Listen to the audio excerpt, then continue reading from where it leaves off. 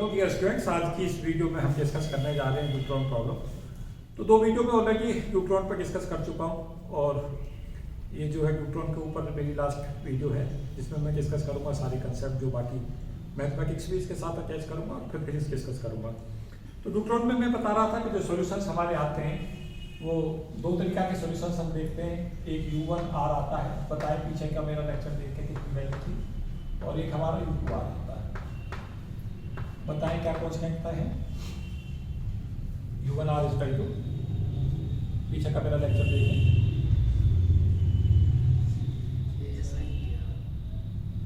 हाँ जी, A sin KR, A sin KR, तो B cos KR तो B 0 हो गया था, और U2R की वैल्यू कितनी थी बस बोले। C e raised to the power minus alpha। ये वैल्यू थी।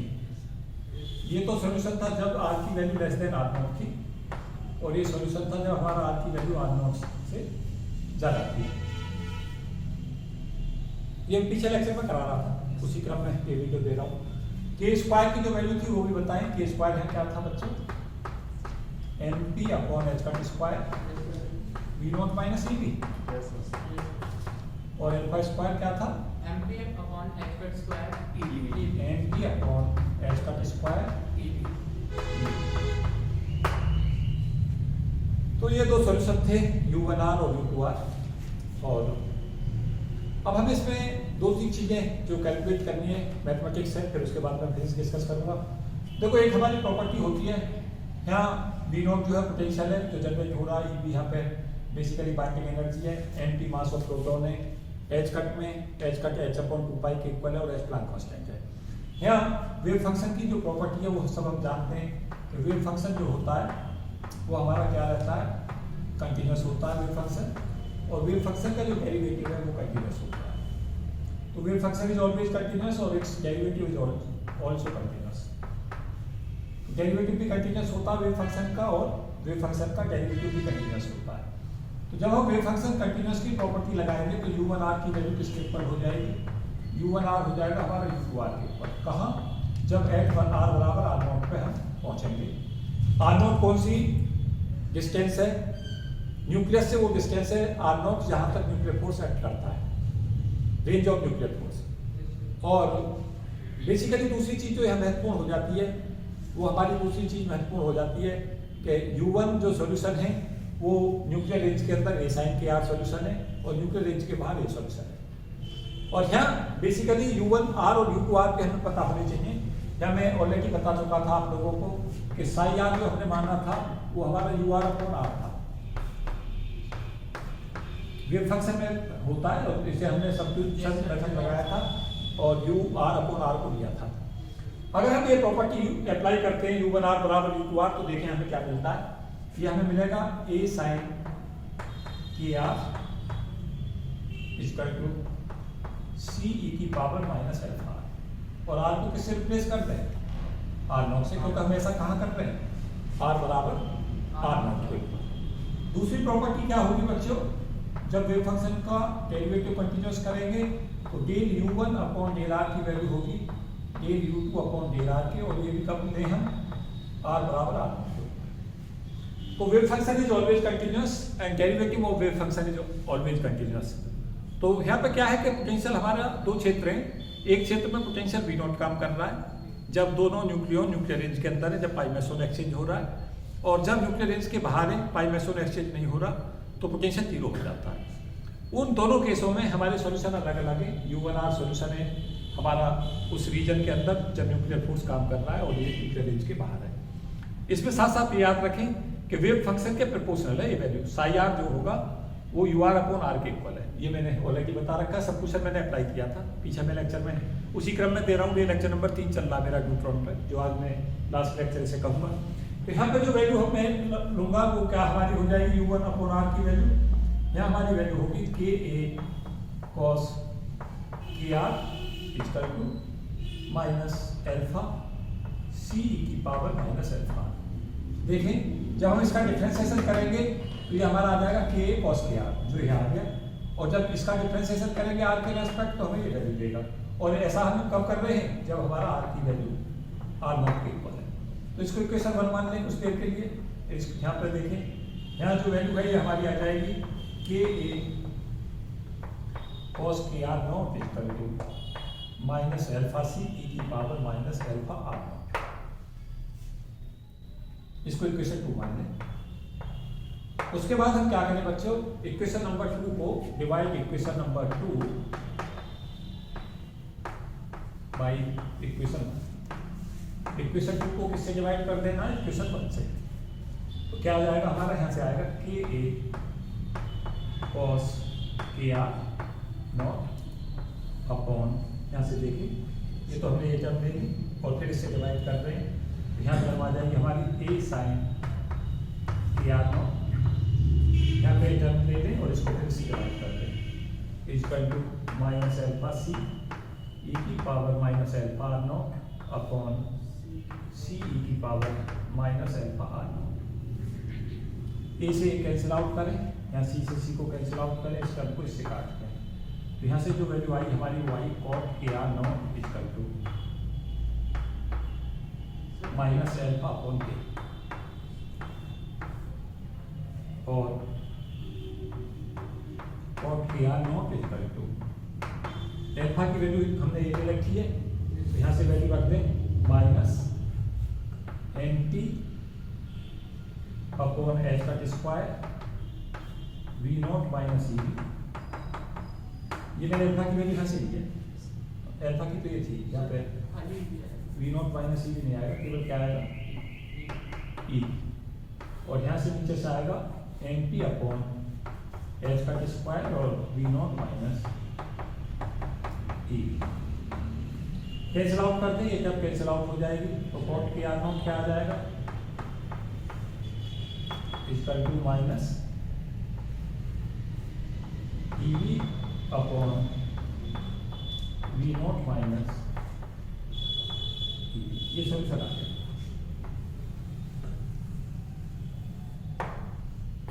इसको मोस्ट इंपॉर्टेंट में लेके जाए, कंपटीशंस की दुनिया में ऐसे क्वेश्चंस आ जाता है, कॉट के आर नॉट की वैल्यू कितनी होगी, इस तरीका के क्वेश्चंस पूछ लिए जाते हैं कंपटीटिव दुनिया के अंदर।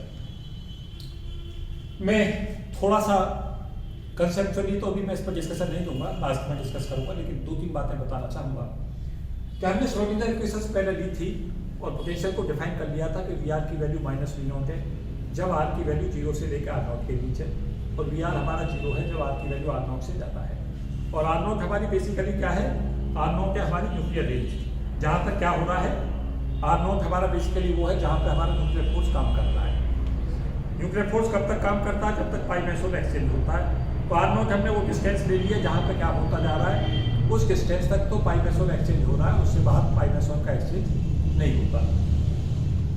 फिर हमने क्या किया कि श्रोडिंगर इक्वेशंस ली, रिड्यूस मास की जगह पे mp/2 किया उसके अंदर, और v हमने डिफाइन कर दिया। Schrodinger equations r theta phi में लेकर चले थे, उसमें केवल थीटा फाई हमने 0 कर दिया, क्योंकि वेव फंक्शन को हमारा जो फंक्शन है हमने r का लिया है, क्योंकि v केवल r का फंक्शन है।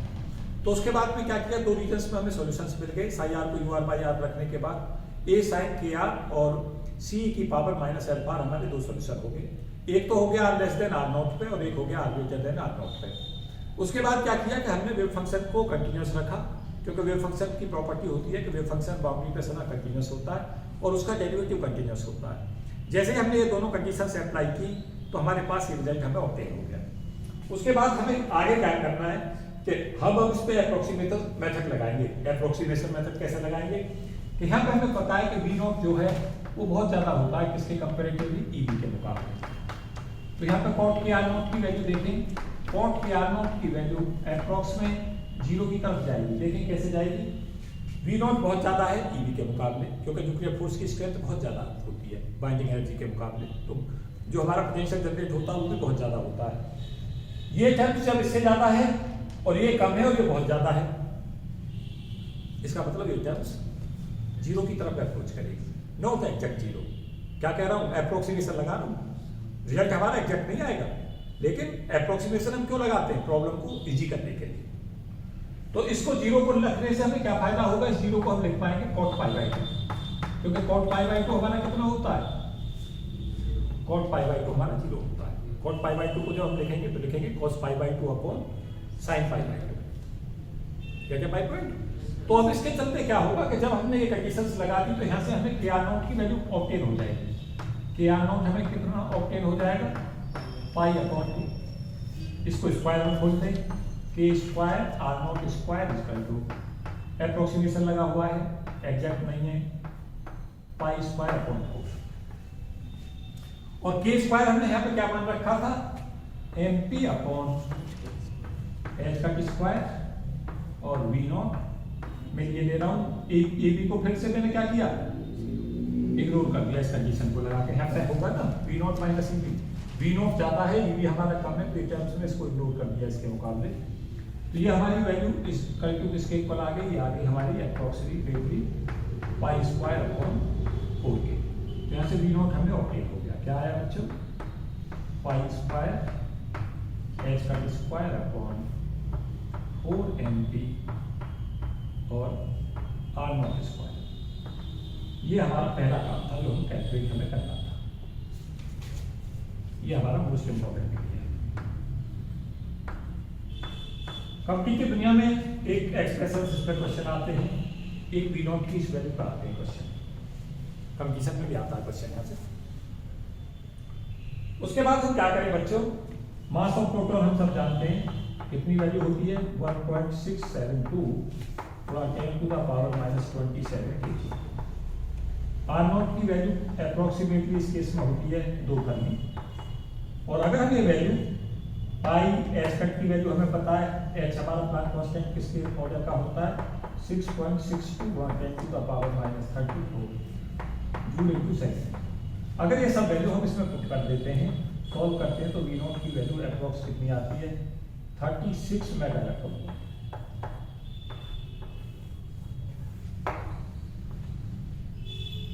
वी नॉट कितना आया हमारा? 36 मेगा इलेक्ट्रॉन, जो कि एक अपनी आप में बहुत बड़ी क्वांटिटी है। कैलकुलेशन पोर्शन मैंने स्किप कर दिया, लेकिन बता दिया कि वैल्यू इसमें पुट करनी है। अब हमारे लिए महत्वपूर्ण क्या हो जाता है उसको सुने। महत्वपूर्ण ये हो जाता है कि 36 मेगा इलेक्ट्रॉन वोल्ट हमारा पोटेंशियल जनरेट हो रहा है न्यूक्लियर फोर्स के द्वारा, और बाइंडिंग एनर्जी आ रही है इसकी 2.25 MeV। कितनी आ रही है? 2.25 MeV। तो हमारी प्रॉब्लम ये आ गई कि 2.25 MeV कुल बाइंडिंग एनर्जी है, पोटेंशियल इतना जनरेट हो रहा है, उस हिसाब से बाइंडिंग एनर्जी बहुत कम है। तो हमें ये समझानी है कि ऐसे बाइंडिंग एनर्जी क्यों आई इतनी कम। तो उसके लिए हमें क्या करना होगा कि हम सब जानते हैं कि जो न्यूक्लियस की प्रायिकता है, न्यूक्लियस के अंदर न्यूक्लियनों के पाए जाने की प्रायिकता, उसे हम 2 पार्ट्स में लें। एक न्यूक्लियस के अंदर है तो 0 से लेकर R0 तक पाए जाने की प्रायिकता, और R0 से लेकर न्यूक्लियस में इनफाइनाइट तक पाए जाने की प्रायिकता। मॉड साई स्क्वायर dV की वैल्यू हमारी क्या होगी? ओवरऑल 1। ध्यान दो, दोनों न्यूट्रॉन और प्रोटॉन न्यूक्लियर रेंज में पाए जाने की प्रायिकता इससे ग्रोथ होगी, और न्यूक्लियर रेंज से बाहर पाए जाने की प्रायिकता इससे होगी। बराबर कितना होगा ओवरऑल प्रायिकता? 1। तो this is the probability of finding the 2 nucleon with in the nuclear range, and this is the possibilities found the nucleon outside the nuclear range. 2 case अलग अलग हो गए। डीवी हमारा क्या होता है स्फेरिकल कॉम्प्लेक्स में? डीवी की वैल्यू हमारी जो होती है वो होती है 4 पाई r स्क्वायर dr, और साई 1 r क्या होगा हमारा? इसको साई 1 कह दो, इसको साई 2 कह दो। साई 1 r हमारा होगा u1r अपॉन r, और साई 2 r हमारा कितना होगा बच्चों? वो होगा u2r अपॉन r। ये वैल्यू कितनी हो गई? a sine kr upon r, और ये वैल्यू कितनी हो गई हमारी? c की power minus alpha r upon r। इन दोनों वैल्यूज को कहाँ पुट कर दो? यहाँ कर दो, और dv की वैल्यू को ये कर दो, सॉल्व कर दो। कितना आया? यहाँ से r स्क्वायर से, तो जब इसका स्क्वायर लेकर चलोगे तो r स्क्वायर से r स्क्वायर कट जाएगा, तो यहाँ से वैल्यू आ जाएगी हमारी 4 पाई मॉड a स्क्वायर, और 0 से लेके r0, और देखिए क्या आया बच्चों? साइन स्क्वायर kr और dr। नेक्स्ट वैल्यू क्या आई हमारी?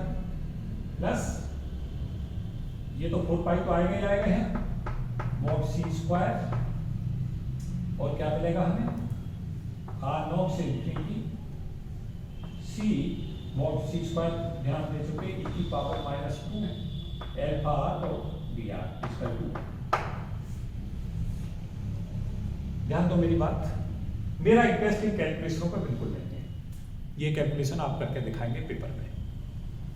मेरा इंटरेस्ट जहां है उसको सुने और मुझे थोड़ी देर फिजिक्स बोलने दें और उसको सुने।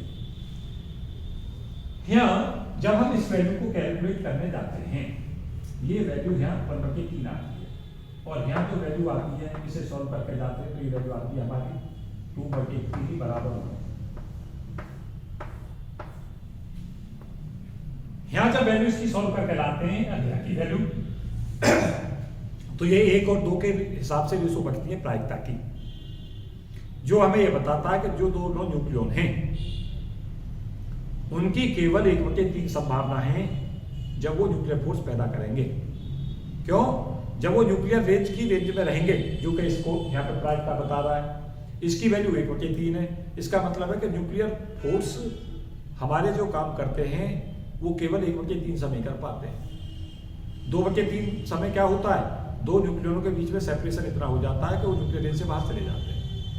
न्यूक्लियस में जो न्यूट्रॉन प्रोटॉन है वो न्यूक्लियस है या न्यूट्रॉन प्रोटॉन है, तो इनके बीच का सेपरेशन कई बार कम होता है, कई बार बढ़ता है। जब वो पाई मैसोन एक्सचेंज करते हैं वो केवल 1/3 टाइम करते हैं, 2/3 टाइम वो पाई मैसोन उनके बीच में एक्सचेंज ही नहीं होता। तो क्या हुआ? 36 MeV मेगा इलेक्ट्रॉन वोल्ट ये तब पैदा करते पोटेंशियल जब वो 100% समय न्यूक्लियर रेंज में होते, लेकिन केवल 36 में से कितना हिस्सा काम करेगा? इफेक्टिव पोटेंशियल कितना हो जाएगा जो काम करेगा? 36 गुणा 1/3 कितना इफेक्टिव रहा?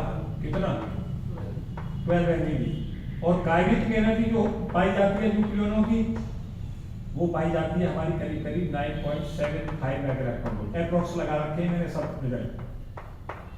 ये इफेक्टिव पोटेंशियल माइनस का था, -12 MeV। माइनस क्यों कंगे से? क्योंकि इफेक्टिव पोटेंशियल है। और काइनेटिक एनर्जी प्लस की है, अगर मैं इसे माइनस लूं और इसको प्लस लूं तो ये वैल्यू मेरी अपने आप ही कितनी आ जाती है? 2.25 MeV आ जाती है। देखें क्या हुआ? अगर मैं -12 में क्या ऐड कर देता हूं 9.75 तो कितना बना ये? इतनी तो बाइंडिंग एनर्जी इतनी हो जाती तो है। क्या कंक्लूजन से? कंक्लूजन सुनो, अब फिजिक्स सुनो थोड़ी देर। ये तो मैथमेटिक्स आपको पेपर में मार्क्स लाने के लिए करना है। यहाँ पे कैलकुलेशन और दिखा देना थोड़ी सी और फिर बता देना कि 1/3 और 2/3 इनकी वैल्यू रेंज में बढ़ती है। अब सुनना शुरू करो और समझो मेरी बात को। यहाँ से कंपटीशंस की दुनिया में क्वेश्चंस क्या आते हैं उन्हें भी सुने और फिर इसका पूरा एनालिसिस भी सुने। कहता है कि न्यूक्लियर रेंज के अंदर दो न्यूक्लियन है, उनका सॉल्यूशन क्या होगा? तो आप आंसर लगाएंगे sin kr/r फॉर्मूला होगा। फिर पूछता है न्यूक्लियर रेंज के बाहर जो वेव फंक्शन होगा उसकी फॉर्म क्या होगी? उसमें आंसर मार्क करेंगे c⁻⁻⁴ α/r, एक क्वेश्चन। फिर तुमसे पूछता है कि जो न्यूक्लियस के अंदर जो न्यूट्रॉन प्रोटॉन मूव करते हैं न्यूट्रॉन में, वो न्यूक्लियर रेंज के तहत कितना समय गुजारते हैं? तो उसमें आंसर लगाओगे उनकी पाए जाने की प्रायिकता 1/3 है। किसमें? न्यूक्लियर रेंज में। कहता है न्यूक्लियर रेंज से बाहर पाए जाने की प्रायिकता कितनी है? तो आंसर मार्क करोगे 2/3। कहेगा टोटल पोटेंशियल कितना जनरेट होता है? आंसर मार्क करोगे 36 मेगा इलेक्ट्रॉन वोल्ट। कंपटीशंस में क्वेश्चन पूछेगा कि जो पोटेंशियल है, जो जनरेट पोटेंशियल है वो किसका फंक्शन है? तो आप देखेंगे R0 का फंक्शन है न्यूक्लियर रेंज का। जितनी न्यूक्लियर रेंज हमारी कम होने से इफेक्टिव पोटेंशियल ज्यादा आता है। अब कार्बनिक क्वेश्चन पूछता है कई बार, कहता है कि अगर न्यूक्लियर फोर्स की रेंज ज्यादा होती, जितने पे वो काम करता उससे ज्यादा होती, तो जो पोटेंशियल जनरेट होता उसकी वैल्यू पे क्या प्रभाव पड़ता? तो जब ये वैल्यू ज्यादा होगी तो ये कम होगा। ये फिक्स है एमपी, ये फिक्स है, ये फिक्स है, तो यहाँ पे ये वैल्यू जो है फिक्स हो गई। बात को समझ पाए या नहीं समझ पाए? दूसरी बात सुने, जो हमारा एक महत्वपूर्ण इसमें कंसेप्ट है वो ये है कि जो हमारा 36 MeV जनरेट हो रहा है वो 36 MeV जब जनरेट होगा जब दोनों न्यूक्लियन ऑल द टाइम किस रेंज में रहे? न्यूक्लियर रेंज में। मीन्स उनमें पाई मैसोन एक्सचेंज हो। लेकिन हो क्या रहा है? उसका 1/3 टाइम ही वो केवल न्यूक्लियर रेंज में गुजार रहे हैं। तो इफेक्टिवनेस 36 की 36 MeV नहीं रही, बल्कि क्या हुई? 36 मल्टीप्लाइड 36 मल्टीप्लाइड बाई 1/3 बराबर 12 MeV। और काइनेटिक एनर्जी जो होती है न्यूक्लियनों की, न्यूट्रॉन प्रोटॉन की, उसका ऑर्डर हमें पता है, वो होता है 9 और 10 के बीच में अप्रोक्स, इस ऑर्डर का। ये कोई एग्जैक्ट रिजल्ट नहीं है, ये केवल अप्रोक्सीमेशन रिजल्ट है। आप ये ना सोचे क्योंकि अप्रोक्सीमेशन आप देख रहे हैं लगातार लगा रहे हैं, तो ये एग्जैक्ट रिजल्ट नहीं है, अप्रोक्सीमेट रिजल्ट है, लेकिन एक आइडिया लेने का प्रयास है कि हमें आइडिया मिले।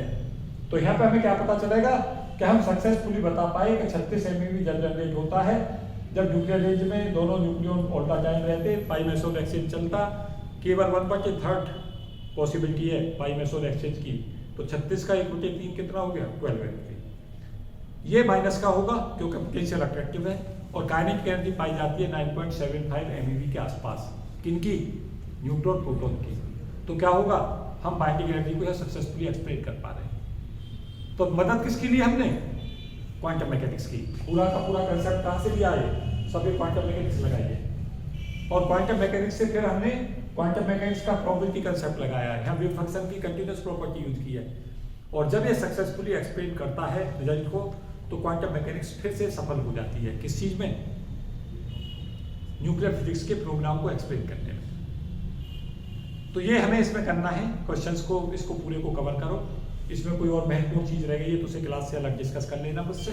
और ये टॉपिक तुम्हारा न्यूट्रॉन का पूरा लेक्चर कंप्लीट हो गया है, जिसमें मैं क्या क्या करा रहा था, 3 लेक्चर में इस पर दे रहा था, और अब मैं इसे जो मेरे लेक्चर्स होंगे मैं उनमें अपलोड कर दूंगा। Lecture number 1, lecture number 2, lecture number 3, neutron की 3 लेक्चर होंगे मेरे। तो इस वीडियो में इतना ही, आगे कंटेंट देखते रहे न्यूक्लियर फिजिक्स का, इसे शेयर और सब्सक्राइब करते रहे। Thank you, best wishes.